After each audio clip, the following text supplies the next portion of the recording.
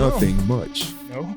Still going with the deep voice thing, huh? Yeah. I told you we were doing this whole one with the deep voice. Yeah. Nothing's changed. Nothing's changed. This new Contender Series got you hyped up, huh? Yeah, that's what it is, man. Yeah? That's what it is. Yeah. Or it's not Contender Series, the Ultimate Fighter. Oh, yeah. The Ultimate Fighter. Yeah, it got me hyped, though. Whose team you going for on this one?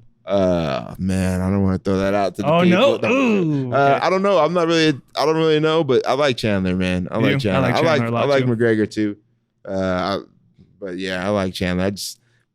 He made a fan out of me yesterday. Just the way that he approached his coaching thing, you know. Right. I could dig it. Yeah, I could dig it. Yeah, you can feel it. 100%. So cool. I liked it, but it's good. It's a good series so far. It was a good first fight. I need to get on it. Yeah, man. Don't miss it. All right. But I see you're matching up. You got kind of like this red and white thing going on. Yeah, what's going on? Trying, with this one? You know, my wife, she dressed me this morning. Did she? Was like, all the other times, I don't know if she did though. No, it was definitely not her. That was me, you know. But when she dresses me, sometimes I get the coordination. Yeah. Every now and then. Yeah. So. Yeah, we got a good backstory behind this one, especially this guy, right? 100%. Yeah. So this is Mental Joe Apparel. One of my good friends that I've met up with recently. Chad McLean is the CEO and founder of this. That's actually who we're going to be bringing on to the show today. So I'm excited to meet this guy. Let's bring him in. Yeah, let's do it. Chatter. Marcus, my man, how are you, brother? Good to see you. Good to see you too, man. Now we got to spin. You got to buy it in, man. All right. See what you get. Don't get the back end. Maybe. Oh, counterclockwise. I don't need no back end. Counterclockwise. I'll take a water shot. Is it? Oh, no, he's going to get it. Oh, no. Oh, 10 push-ups. I can do that. Or squats, whichever one. It's leg day. 100%. Oh, man. Yeah, so kind of jumping into it. I'm loving the background already, man. This is... Which part of it are you loving, though? There's a whole lot going on. Yeah, there. I know there is. I like the monkey face. The monkey face is dope with the cap on. It just jumps right out at you. Oh, yeah. And then you got the aviators. Yeah. I'm loving it, man. Yeah, I should have wore some aviators, too. Oh, you missed it. You missed it on that one. We got to go. Can we pause this and go get them? Let's get aviators. No, I mean, every design that we do, we try to have some kind of backstory to it. We got a design as one of our very first designs, paratroopers jumping out of a C-130, and their parachute is a mushroom cap. Oh, okay. Yeah. So kind of how that relates back to me was I had a jump when I was in the military where I burnt in. And that was kind of a pivotal moment where I changed my life, because at that point I kind of got addicted to pain pills, and then alcohol came, and it's kind of like the veteran code almost, right? And then what kind of got me out of this and off of SSRIs really recently in my life was going through a psilocybin ceremony or therapy session. So kind of two different nights. One was, like I said, burnt in, and that was the culminating pivotal there. And then to get off of SSRIs and pain pills, it's psilocybin is kind of what flipped me to who I am today. So that's what we kind of do with our brand. We try to use designs like the one Marcus has to tell stories, to elicit a conversation, because we'll get into it right away, but not a lot of people understand this area of psychedelics and the research that's going on with that to help with mental health. And again, me, almost 3 years to the date, I almost took my life, so this is something that's really close to me, because for 22 plus years, I lived in the gray, if you want to call it that, from SSRIs to just numbing out, to now I can really know what it feels like to live present. And so we want more people to understand this. Your average Joes, right? That's why we call the company Mental Joe.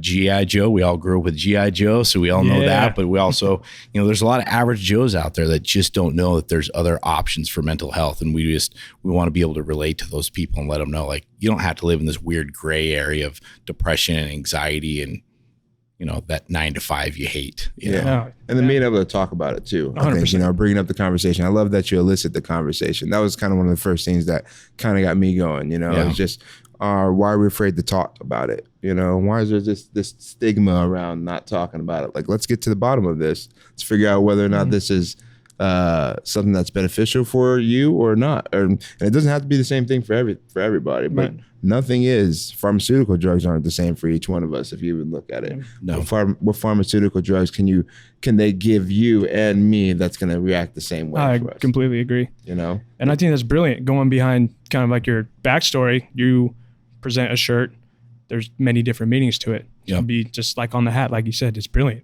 We want to have we want to have fun with it, right? Mental health has got such a gnarly stigma against it. And then you talk about psychedelics, everyone immediately goes to the 60s and the hippies and it's bad. They had it figured out. The old government moved me of reefer madness and stuff, right? Like I was a dare kid, man. I'm from Montana. So, so they had dare here for a while too. Bro. I remember. But it was like, I was that high school kid that went to elementary schools to talk about it, right? And, pretty conservative in Montana for the most part. But now it's like, now I'm on the other side of this. I'm like, everybody needs to go have some mushrooms. Everybody needs to take a breather. I mean, just looking at society and where we're at today, it's mass chaos out there, man. And so it's like, if we would open up more about this stuff, like Marcus and I have talked about, just guys having conversations like, hey man, like I don't feel connected to my wife and family lately, or, I've thought about killing myself, or, hey man, do you ever have negative thoughts in your mind? Right. And so for me, it's talking to guys like Marcus who are at the top of their game, right? And seeing a lot of these Navy SEALs and these Special Forces guys come out and they're talking about how they had those doubts, like I'm not good for the teams, or I'm a horrible husband, or I'm a bad teammate, And these are guys that are at the apex, right? I mean, they're the 1% killers in the world. And if these guys can come out and say, hey, I have a hard time, I have depression, I thought about killing myself, then us average Joes can level up and say, fuck, man, like same thing. It's time to talk about this and talk about it on a different level than how's the weather and what's the score of the game. Yeah. And then, I mean, on the same note, like I do feel like it should be talked about kind of like that though, in that same atmosphere, right? Because when we do start talking about it, it starts going to this deep, gloomy, gory place, right? Opposed to like, just, hey, like this is your mind going wherever your mind's going to go. The mind is a crazy thing, or anyways, right? The mind is supposed to wander, but it's like it wanders upon things that are kind of gory, and it doesn't necessarily have to be that way, right? Like we just have the conversation like, hey man, I've been feeling this way lately. This has been things that have been going on in my mind. What do you think is making me feel that way? Let's get to the root of it. Maybe you can't figure it out yourself, right? Like what is the root of me feeling this way? Why am I feeling this way? And then if I get to the root of it, maybe I can make some changes that aren't even big changes to help and aid me not even have my mind go into that area. It just slows you down. I mean, I've had a couple of friends recently that reach out to me just because of my story, right? And they're like, man, you're a changed cat. Like I can tell in your eyes, the way you approach things, you're different, right? So almost like a lead by example. So I had some other friends that went to Mexico and, they went to some ketamine facilities here in the Valley and stuff. And same thing, game changer for them. They're like, they couldn't believe how much clearer they are, how much crisper, like just everything slowed down. You're not, in my mind, I was always preparing for the worst possible outcome. So it's like anyone like the worst trip that you could have. That's like, it. Oh, this is going to be a terrible one. What am I doing? And then it's rainbows and unicorns. I'm like, oh, this shit isn't so bad, But I think that was it. Is that I was always preparing myself for the worst outcomes. So when you're doing that, you're always living in that negative energy and that just BS constantly to try to fight out of. Now it's like I say, I feel like I'm on the other side of a mountain. You still hear that negative voice from time to time, but it's not so powerful. Now you've leveled up in a sense. 100%. Have you gotten to get into, kind of like your impactful side, this new kind of journey that you're on? Is this kind of like a gateway with the apparel stuff? Are you reaching a different type of, I don't know, angle for men, or either just people who are struggling? Was this kind of like your outlet? How does this all tie in, if you don't mind? Yeah, I think it ties in a lot of different ways, because you get kind of the ecosystem of the psychedelics, right? People see that and they see the mushrooms, they immediately know what it means, right? Your average Joe's not going to know that, but it's still kind of a cool design. You got a hat that's saying, are you good? So it's still kind of checking in with you. And if you just pay attention to any of our shirts, like we have just saying shirts, like one of my favorites is own your shit. Just own it, right? Don't believe everything you think, right? So we also have some of those type of shirts that are, not full on designs, but just almost like a reminder, a check-in with you as you're walking down. And so our goal is with the apparel is to build a community. Like you hear Lululemon, right? What's that community? It's yoga pants, right? We talk about Venom being UFC, right? What do we, fight gear, right? Immediately there's a culture, there's a community. So as Mental Joe, we want to build that kind of groundwork where maybe someone's not fully understanding psychedelics, but they like the design. So when they come to our website, now we have some information for them to kind of dig in and kind of educate them. So we just want to be a real grassroots kind of a company. But the main goal is we'd like to be a decent sized athleisure company where we can really take profit for a purpose. And the goal would be able to write quarterly checks to some of these foundations that hold these camps and these retreats, if you will, to go get veterans, first responders, and your average Joe some help that might not be inside the boxes our normal society wants to see it. So really building a massive community and culture with this to get behind and raise more awareness, not only of mental health, but of non-traditionals.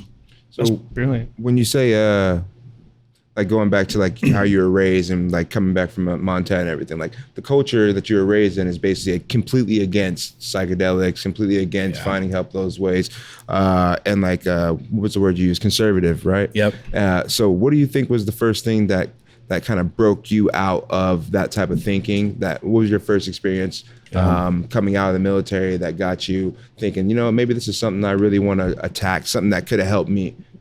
Yeah, I think for me, it's real recent, right? Like I said, 3 years ago, I almost took my life. And when I was in the psych ward, it's what I told my wife. I was like, something's got to change. Like, I know my thought process is not right. My brain is constantly going, I can't slow it down.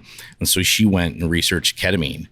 And so right there, that was like the opening door for me. It was immediate, like, man, I've been lied to all these years about these chemicals, these compounds, these drugs, these medicines, these plant medicines, right? Whatever labels we're putting on these things. It's like anything. If we use anything irresponsible, it's going to hurt us, right? Like Absolutely. I love sugar. Yeah. Guess what? I also knew how to abuse alcohol really well too. 100%. So I think when it's used in a therapeutic setting with some really good integration, like these things are life-changing. Most people that I've heard or seen, or even, we've talked about it, like eye-opening experience, and so for me, that's when my whole just thought process changed. I look at things differently.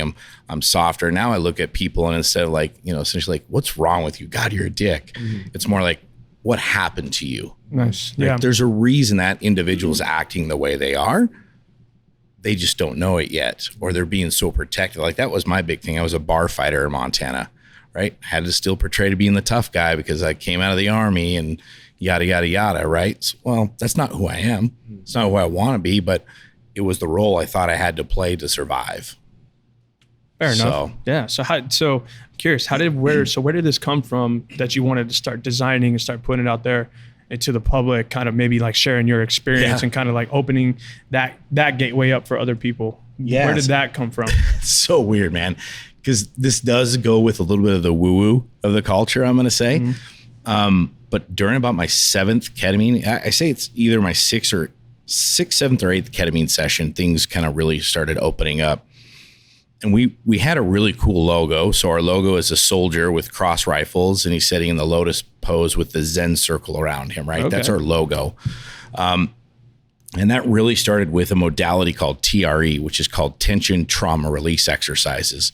And so I was teaching TRE. It's essentially a mix of, think of yoga and meditation together. Okay.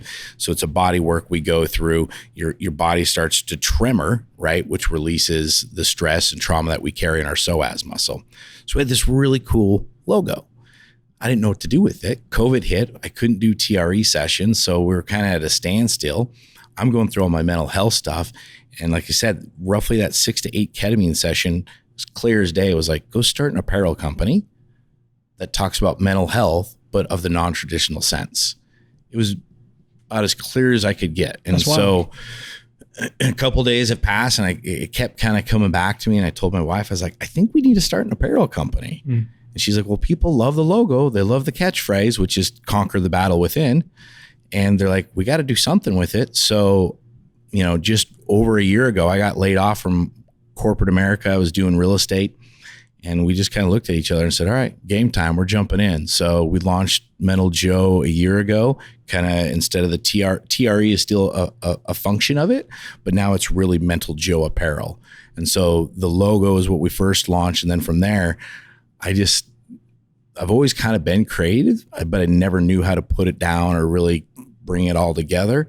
And so this is kind of like my creative outlet coming out via shirts to tell a little bit of a story. So kind of a longer answer to your question, but that's kind of how we got where we're at now today. I love that. There's a few people that are extremely close to me where, I don't want to say like maybe they're suffering, but they're going through a lot of this stuff, right? I won't name them, but one of them has severe anxiety, severe depression, and it is a monumental person in my life. Yeah. I have had a good fortune. I've never really had that. But watching him talk to me all the time, waking up every day, fighting those battles, excuse me, and fighting those battles, like, I'm like, man, you have to be exhausted. You have to be tired. And just because I don't feel that, his energy or his presence with me, and I know he's not fully there, he's not fully locked in, and he's trying to talk to me about life and the things I'm going through with this business, this company, my soon-to-be marriage. We're taking care of my sister, trying to be a fatherhood figure for her. Like, things are stacking up, and he's trying to help me through, and I'm looking at him, and it's draining him more than it is even for me to go through that in a physical or mental process. And another one, a friend of mine, he went through some things, and we went through an extended period where alcohol abuse was massive, right? It was taking his life more than his own mentality was, right? Yeah, he was just numbing out. 100%. Yeah. And so hearing this kind of side, hearing this, type of thing, you're going down a very, very, I kind of want to say like a steep road, but one of those where, like you said, it is weird to talk. Like, why is it weird to talk about? Like you were saying, why is it not so open, like a nonchalant conversation? The shirt, or even just the logo, or the phrase "you good," or "conquer the battle within." That's, easing up a conversation. Like, you have to go into some of those conversations. You're like, hey man, this can be a rough conversation. I'm coming out of love, but this one's going to be a hard one. Like, you got to start like that, but you're kind of opening the door here. Yeah. I think as males, we have to come at it, head first, right? Like, I've always been a guy, anyone that's known me for any length of time, like I cut to the bullshit. Like, there's no reason to like beat around the bush. Like, yes, no, let's talk about it. Like, I've always been that way. Now that I'm on this other side of my mental health journey, I come at it that way, but now I have a softer approach. Sure. Now I have an understanding of maybe what that person's going through. And to the person that you were talking about, I totally relate with that, because even some of my friends are like, you were the happiest guy at the bar. You were, everyone was, moving towards you. Like, and then I was like, yeah, because that was all a facade. Because inside I was tore up. 100%. And so the same thing. And so that's why I try to say with the brand Mental Joe is like, I'm just really an average Joe. I was never your super top tier badass Navy SEAL SF guys. That's why I give them so much respect, because I know the training and shit that they go through. Right. But I'm an average Joe that's failed and failed and failed over and over, but didn't know where to go. And like, I can hands down say psychedelics saved my life without a doubt. So I want to, again, be that kind of conduit for people that are maybe on the edge going, I'm not quite sure about this, They just don't know better. They don't have the information they need. Yeah. Because again, it's something that I believe in, but I don't believe it's for everybody, Agreed. Yeah. And I do believe that intention, right? We've talked about it multiple times. Intention in all the things that you do. What is your intent behind it? And sometimes you can't you won't even find your intent until you try something out of the loop, right? Yep. And that's what I've talked to a lot of people who've done, like peyote ceremonies and different things like that, as well. And that's what they have said a lot of times. Like, I found my intention out of doing it. I didn't know what I was kind of lost. I didn't know what I was looking for. Yep. And it kind of helped me to see what I was looking for, so I could start thinking about it and come into terms with it and having the conversation. Because I've always been like cut to the bullshit type of guy too, but at the same time, like I didn't want to talk about it much. I didn't want to talk. Like, it's like, it is or it isn't. It's a form of weakness if we talk about it, right? Exactly. Supposedly, that's if the label on it. If we're conversating, it's like, oh, we're past it. No, it's either this or it's not. It's like, it's like, no, that's not the case. It's like entering those conversations with an open heart, open mind, like you were saying earlier, like when you're driving, it's like, what's going on with that person? Exactly. Why are what's really happening, instead of like this guy? Because I find myself doing it. My wife will tell you, I'll be driving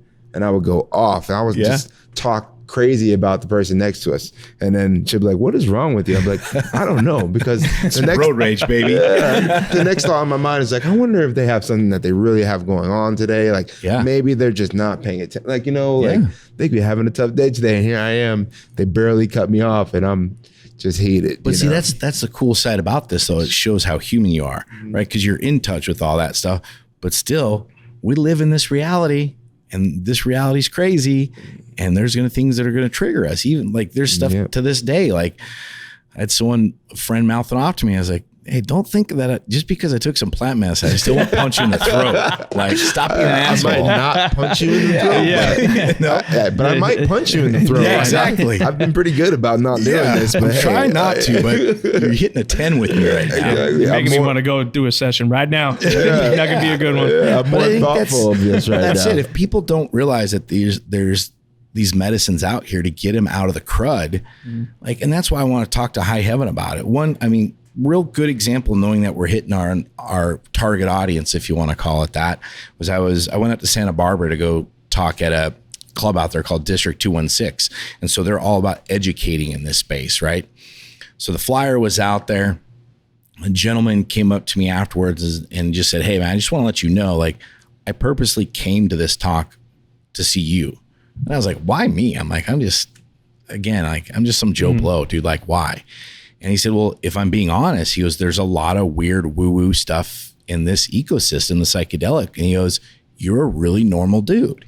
He's like, I can look at you. I know you're authentic. I know you're leading by heart. He's like, nothing scared me about it. And he goes, so I wanted to hear your story and see how you interact with these medicines and how you use them to move your life forward. Mm-hmm. And so we had a very good conversation. And like 2 days later, he emails me, he goes, hey man, I just want to let you know, like, I've scheduled my ketamine sessions. I'm starting ketamine as soon as I come back from Europe. So look this guy up. I won't use his name. I won't get into the but he was a former NFL player. Wow. And I was like, holy shit, man. So just being me again and just being authentic about it, like that's where we're getting. People are recognizing, like, okay, there's other things out there. And hey, this mental Joe dude seems pretty normal. Maybe if I do try this stuff, I won't be out in the forest with my purple hair and stuff. Well, you're taking out the title, right? You're taking out the title of somebody. So like the we're NFL all just player. human. Yeah, man. and you're taking away the title from him. You're getting back down to the bare inner person. Yep. And he's able to connect with you on a different level. 100%. You know, you don't know what playing in the NFL is like. He doesn't probably maybe know what serving was like, but then what your the similar battles that you're going through or the issues that you can't get over, he's looking at you like a hero or somebody who is brave, who stepped out and kind of went through that experience or even a guide. Like, you know, there's like 3 different parts of a different tier of a man that you could be for this guy without you really having to do anything. Like you said, I'm just sharing my story. Yeah. And that's more than enough for somebody to kind of maybe take an initiative to be like, I want to change around my mentality now. Yep. I've been fighting this battle. I'm losing. It's not looking good. Like you said, maybe you were half a step away from offing yourself. Yeah. How many guys do you think you passed by who you're just like, what's up, bro? How you doing? And they're just like, oh, well, here's like, here's something to think about just on a number side, right? So recently there's been some new reports that have come out. We've all heard the number 22 for veterans, right? 22 veteran suicides a day. Yep. There's reports out there that are saying it's 44 a day. Doubled. So now the kind of the new talking point is anywhere from 22 to 44 veterans a day, right, are taking their lives because of mental health. Yeah. So think about that. That's just veterans. Okay. We're not talking about first responders yet. Right. So add that number in there. Mm-hmm. We're not talking about your nurses, your doctors, your attorneys, people on Wall Street, high stress jobs, right? Yeah. We're not talking about fighters. Mm-hmm. We're not like single dads, right? Single dads. Now lump in your average Joes on top of that. Mm-hmm. I mean, what are we looking at? 150 deaths a day due to mental illness or depression or anxiety or some kind of, mental health issue as a whole. That's 150 a day. Like, if that's not a pandemic, if that's not something we don't need to pay attention to, then I don't know what the hell we're doing. I agree with that. That's so, I mean, that's chill. It's 60, 70,000 people a year. Yeah. If you look at it that way and just context, like, damn, like as we finish this podcast, someone took their life in this hour. Oh yeah, absolutely. Multiple people probably did. So I think that's why I'm rough around the edges. I think that's why I'm firing from all hips, you know, to get this thing really launched and out there. Because for me, it's like one more day that we don't have eyes on our objective and we're not growing. Like that's 44 veterans at least that have taken their life, plus everybody else we just talked about too. So that's why I have such a go mode with this. And how do we turn this over faster? And do you think it's like people not thinking about it very often, not really being empathetic with the fact of life being hard and that people are going through so many different things? What is that first responder seeing on a regular basis? What did that doctor see today when they were on shift? What did that nurse see today when they're on shift? Whether or not they're a mentally stable person or not, at some point, you see so much tragedy, you see so much traumatic things happening. And people, when they hear trauma, like, wait, what's trauma? Trauma could be anything. Trauma could be anything. I think that's another word that's been taken too lightly. It's like trauma could be so many different things, and trauma for each one of us is different. We've all lived different lives, but we all went through trauma, right? And then attacking that trauma with something like ketamine, right? Something like these things that can help you be intent about doing that. So is that, I guess that's my next question, is that what you would think would be the way they start getting started into like that world, essentially, like ketamine trials, or like, what would you say for a person who doesn't know much about it? Because from our point, I was just doing ketamine. Like, it was just something that we just did with Special K. Special K. We got a shirt that has Special K on 100%. It's like, oh wait, there's a rave tonight. I've never done it. Some ketamine. I mean, so when I was in the military, I was 96 to just shy of 2000. I was in a time that wasn't full of, you know, combat and stuff. We had our red zones and that kind of jazz, but like I never got to see any wild, crazy, full on combat like stories, right? But some of the stuff that I endured in the military caused the trauma. I had, you know, a father that was very abusive and alcoholic that created that trauma. So I had just a bundle of like every other, again, average Joe, right? That we're not dealing with this shit and we're just walking around taking it with us on the day to day. But I think ketamine was my catalyst to it. One, because it's legal, right? Two, I was on a shit ton of SSRIs, serotonin inhibitors. So I was on 150 milligrams of Effexor.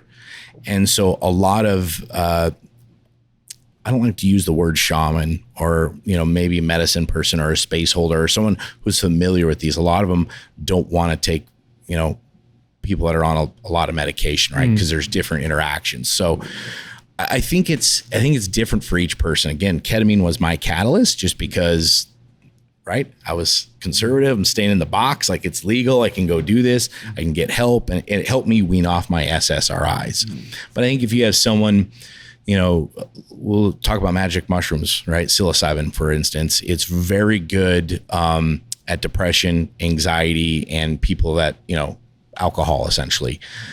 So like if you're not on, you know, a bunch of SSRIs or VA meds and you think you can go through it and you can find a facilitator, like, you know, go to Mexico and go do a psilocybin one, maybe, because maybe that one hit's all you need to really go through some stuff. So I think it's going to be different per person. It's going to be different per facility that you're at or retreat you're at. A lot of people will go straight for the gusto and they'll go do ibogaine or they'll go do ayahuasca. Ayahuasca is the big, you know, hot rave. And like, for me, I don't have a feeling that I have to go do these things. Like, I want to use them as minimal as possible to try to find my true foundation, right? I mean, there's people they're out there doing ayahuasca ceremonies like every 2 months or quarterly. And again, in my little conservative brain, in the back of my mind, I'm like, what the hell did you not address that you need to keep going back to these things for? So that's my mentality with this stuff. I look at them as they're still medicines.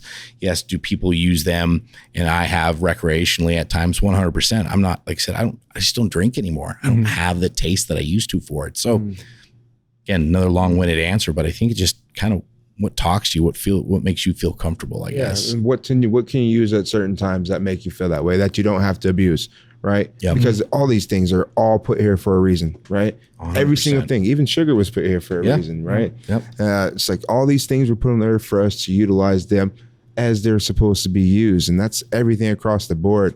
And that's just my mentality on it, you know? Well, it's even cannabis. Like, I was very poo-poo about cannabis, right? And then I started doing the research and I started reading about it. And then I was like, I wonder if I smoked a little, if my anxiety would go down. And sure as shit, like calmer. I felt like I could navigate the waters a lot easier without being pinged out constantly. So from going from an average Joe that doesn't know anything about this stuff to I'm becoming kind of a novice average Joe in this space of like, no, man, like these things are needed and I'm okay smoking cannabis and I'm going to talk about it. And if you got a problem, that's on you. Yeah. That's not on me. Yeah. Sure. So, and then people are going to put those stigmas on it to the end of time because that's what we do. We put stigmas on things as a human race. We're constantly putting stigmas on different things that we associate or don't associate as okay and politically correct. So, it's just a crazy world that we live in to think that some of the things that are politically correct are even in competition with some of the things that aren't, it's correct, that makes no sense at all, So it's interesting to see where the topic's going, but more people are coming along and jumping on the bandwagon and opening their mind. And I think that's why you even see the war on drugs dying down like it was 100%. It's being proven that it was a waste of money. First of all, like we didn't do anything except for incarcerate and ruin millions of people's lives over something that we don't know anything about, really, when it boils down to it. 100%. There's still not enough tests out there. It's like, why aren't we spending the time on these types of things and finding out what the real truth of it is? And then us being able to know the truth, make good decisions with it, right? But alcohol is in every different store. When you see a lot of, again, who knows? But a lot of depression, a lot of those things are catalysts of alcohol in general. Like a lot of people that I know that are dealing with depression are trying to stop drinking because you can see it all over them when they're drinking. Well, and it's diet too. Like my diet's a lot cleaner than it used to be. I mean, all that stuff, right? It just changes how you're treating your body, like everything. It rewires your brain to look at. Like, again, I always say, like, there's no pause button. There's no rewind, right? Like the time that we have here now on this little rock that's floating through the galaxy, right, is very minimal. And so that was more apparent to me doing the psychedelics too. So like I have a more sense of urgency now because it's like I have a shorter runway in front of me now. I don't have all this runway I had in front of me 20 years ago that, I was numb on SSRIs and alcohol and just being a complete douchebag, right? Now I have to be a good dad. I have to be a good husband.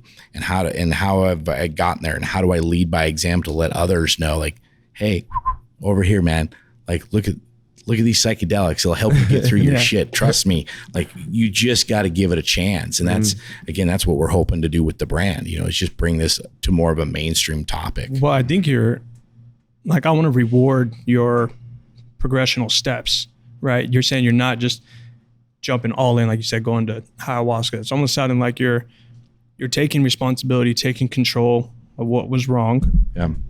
You went through a couple different things.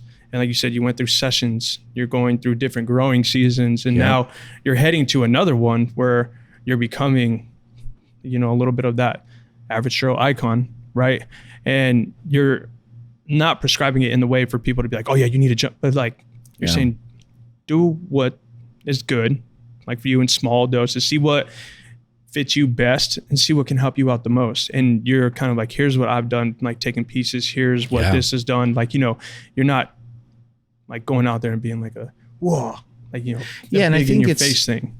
And again, I give a lot of credit to, like, I call these tip of the spear fighters, a lot of the SEAL guys, a lot of the SF guys, a lot of Ranger guys, just even some Delta operators, like just tip of the spear dudes, right?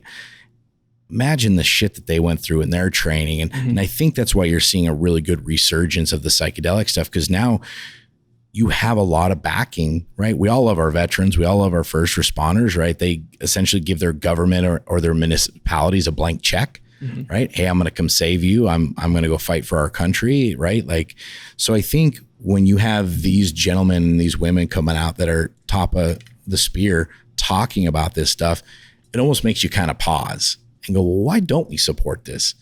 If this person that I trusted to protect my country or protect my neighborhood is saying, hey, like, I need help and psychedelics help me heal, why are we not pushing this through Congress? Like, there's a lot of groups out there, and they're like the brain surgeons. Like right now they're doing a live, I think, in Kentucky, talking about their opioid addiction and how they want to regulate psychedelics there for the opioid crisis. Really? I had no idea that was going down. So there's a ton of groups out there, and I'll have this stuff on our website too.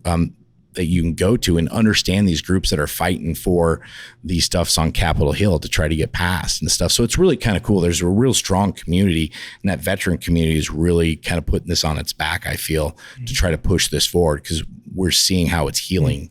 And again, it's healing some of our top tier warriors. So why the hell can't, your average Joe heal from this stuff as well? Yeah. So your website's kind of creating like both ends. You're creating awareness. I mean, you're putting a face to it, like a logo to it, but your meaning is like worlds deeper. Obviously, as we're hearing it, I'm hearing it live. And as we'll have like a little mental health resource section on our website, and we'll have retreats there. So like there's a lot of different retreats there. I didn't know how many retreats were even out there. So we'll have those retreats. Like we're not partnered with any of them, but like I want to give people that want to come buy a t-shirt, right, some resources. So if you're curious about this stuff, here's some rabbit holes, or here's some podcasts, or here's some studies from John Hopkins, or here's a good Netflix documentary, right? So I say like, I can't heal you, but I can show you how I healed myself. Sure. And so that's the kind of way I go about it, because everyone's situation is different. Mm-hmm. I love that. I think that's brilliant. And kind of getting behind a brand and recognizing what you're doing for the cause, and being at least truthful and vulnerable with your story and putting yourself out there. It's honestly a good gateway for a lot of people to be able to be able to reason, and at least like that, the NFL player who had the courage to walk up because you gave him that courage, because you're standing in front of what you stand behind, if that makes sense. No, 100%. Because I've had people from London that, we've got some bare knuckle boxer guys, that are wearing our stuff. We got Marcus that supports us, we've Cody Crowley's a boxer.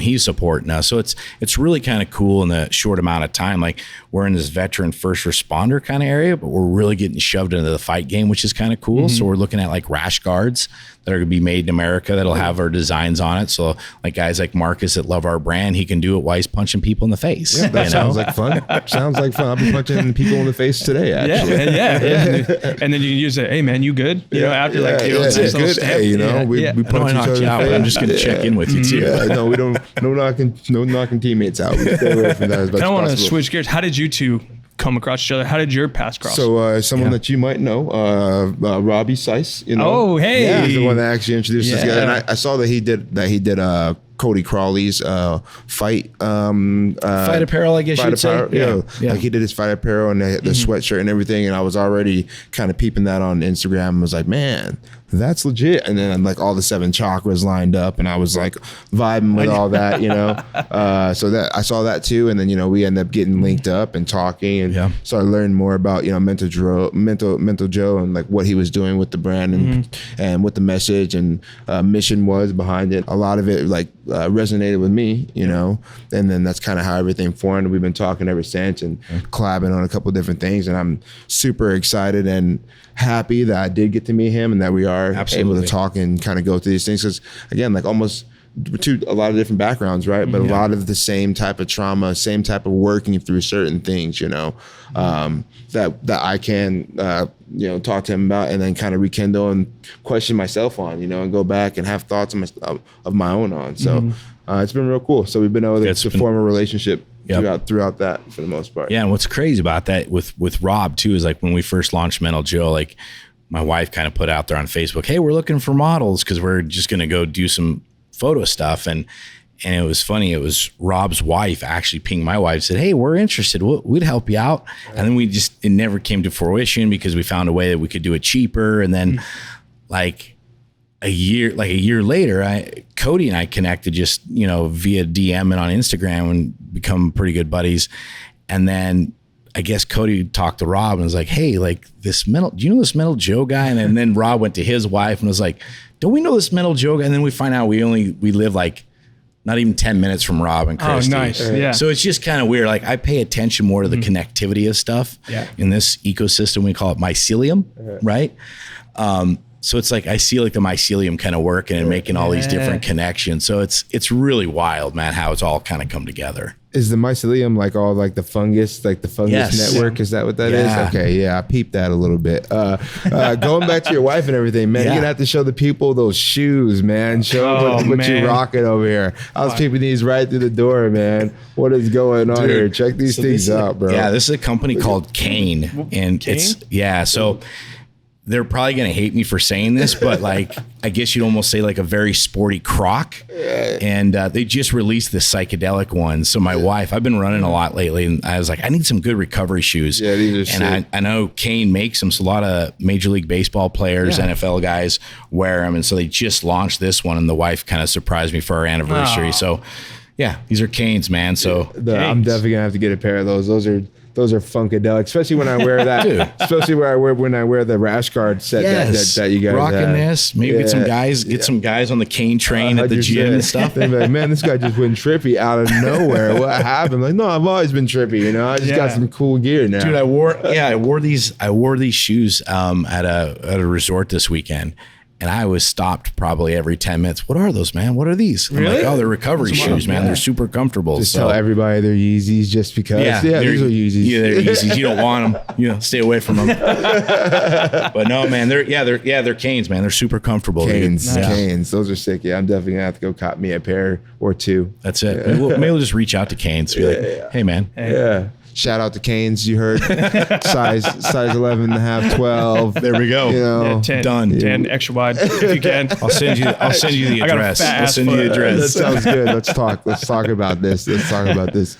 No, I love the brand, man. I love everything that goes behind it. And I thought, like, honestly, you probably should try to get Rob in one of your shirts. The guy's built. Oh, he's been in multiples of them now. Oh, yeah. Well, what a great model. Plus, he's so young looking. You know, he's so healthy. Yeah, it's all the exfoliation he does. Oh, man, yeah. And the red light. You've seen the videos of the red light therapy. He's laying in there. I'm like, he got to his aviators. He makes me feel like I'm the most unhealthy human in the world. I mean, you're pretty close. No, no, really, though. Have you eaten out with Rob? Like, went to a restaurant? No. Oh, it's wild, dude. Really? It's wild. Yeah, where we went, this is after Cody's fight, and we're at a restaurant. He was just picking it apart. He's like, "This isn't romaine lettuce. I wanted romaine lettuce." He had to have his burger very particular. So now I rib him every single time he posts about food. I'm like, "You got romaine lettuce, bro?"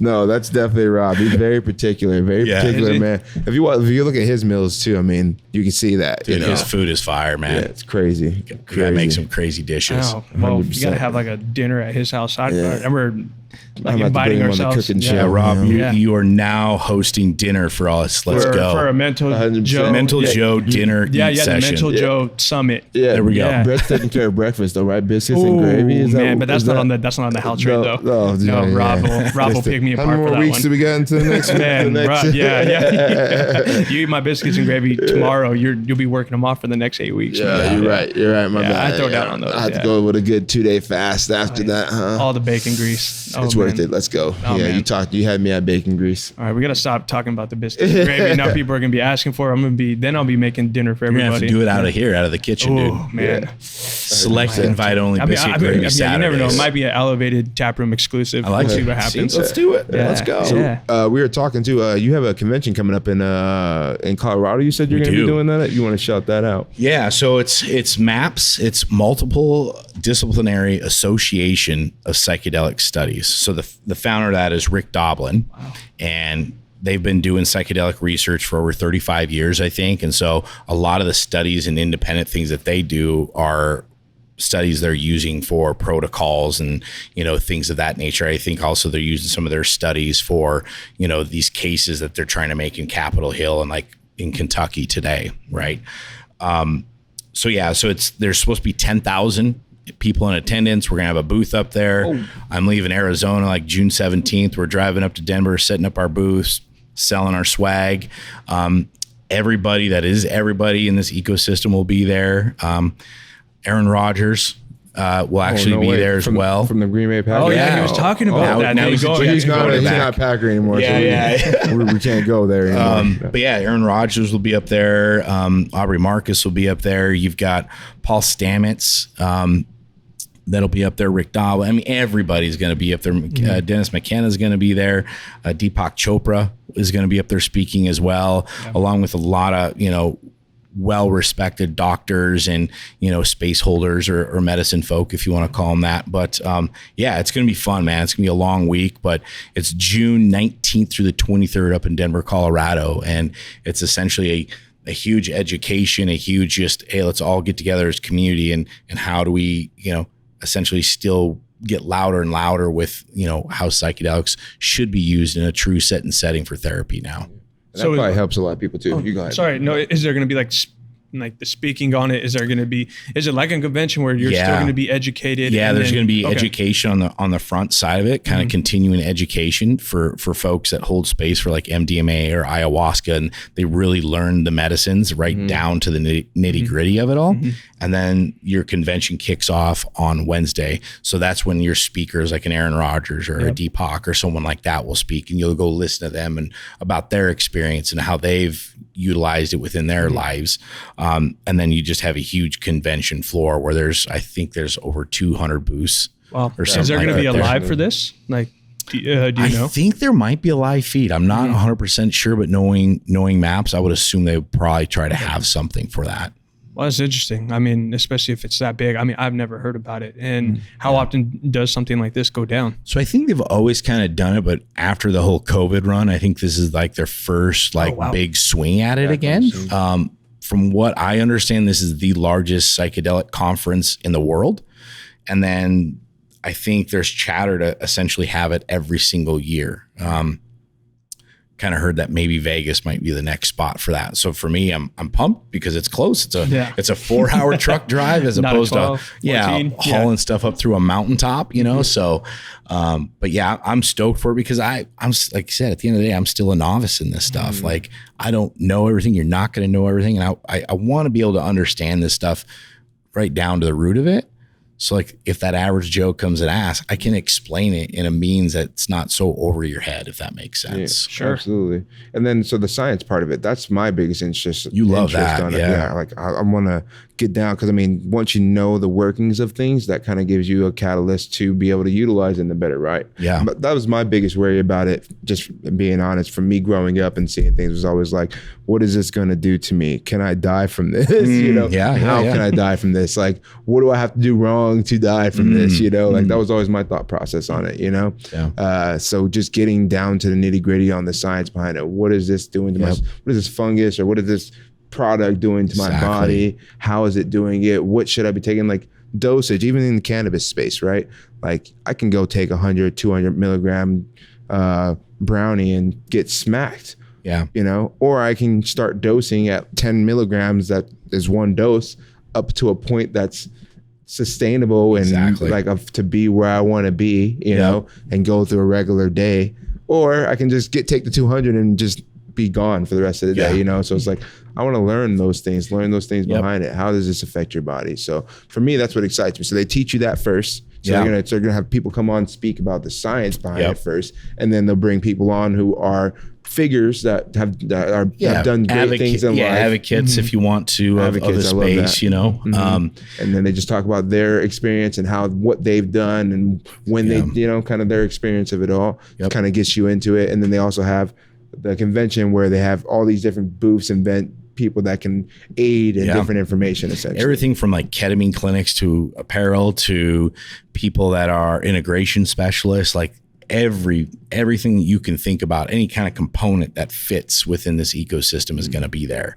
And like you said, the education part, I won't be going to it this year just because I got to set my booth and everything up. But like all those breakout sessions is all, from what I understand, around a certain type of medicine. So if you're, a space sitter for, psilocybin, magic mushrooms, you go to that, and that's where you learn just even more about the mycology of it all and everything like that, or ayahuasca and its strong traditions and how it was used in indigenous cultures for thousands and thousands of years. And so you understand the history of it too, right? There's a true history to these things. There's a reason indigenous cultures have used these things. And in their setting ceremonies and, you know, sweat lodges, things of that nature. So, and they weren't just in the sweat lodge every day, like, hey guys, exactly. What, you guys know what we're doing today?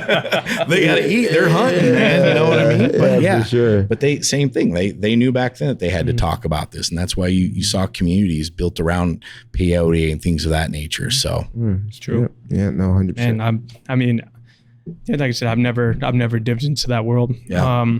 Interested in that part. I mean, mostly just to be completely honest, my first exposure into this was hearing about like Aaron Rodgers on his things and he was going to go through his journey. Yeah. Right. And then a friend that was pretty close to me, he's done the ayahuasca things. He settled it over a cup of coffee, kind of broke it down for me and what his experience was like and what that changed for him. Yeah. I didn't realize that there was like this much of a community. So it's very interesting. Thank you for sharing. Yeah, I was the same way, man. When I dipped into here, it was like I went in this little door and it opened and you just see this massive community. Like, holy shit, this stuff's bigger than I thought. Like I said, I joke, I'll wear some of my the monkey shirt, right, to a birthday party. Yeah.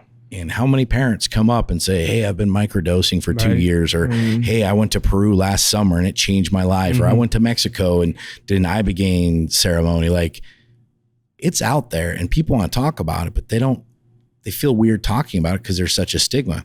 Hence the apparel. Like I said, I'll wear that and I'd be damned how many people come up and, that's good hey, stuff. is that what I think it is? Sure. So they're all excited. Like, exactly. Hey. Ooh, I can talk to somebody, you know? Here's some capsules. And exactly. No, it was an honor having you on. I appreciate it, guys. If you want to tell the people, lay it all out where they can find you, your website, social media, kind of your message. Yeah, I appreciate that. Yeah, so website's super easy. It's just mentaljoe.com. On the social media side, I'm still trying to get better with it, but we're at Mental Joe Apparel on Instagram and on Facebook. We have a YouTube channel, but working in progress.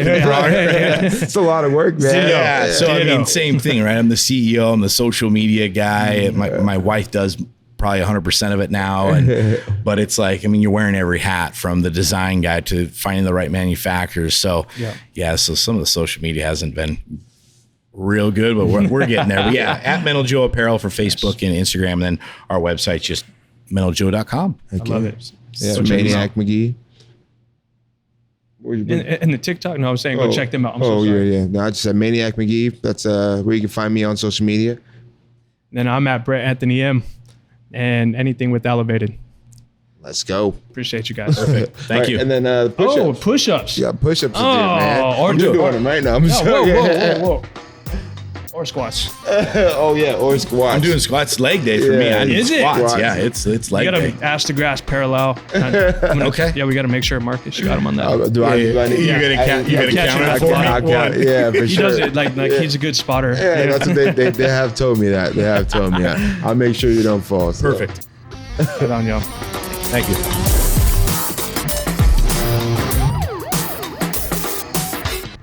All right, am I going? Yeah. 10. Who's counting me? 10. I got you. 1. Look at this guy. 2, 3, 5, 6, 7, 8, 9. That was good form, man. Say, man.